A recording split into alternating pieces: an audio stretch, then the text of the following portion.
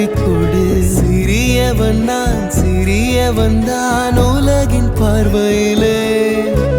பெரியவன் நான் பெரியவன் தான் உந்தன் கண்களிலே.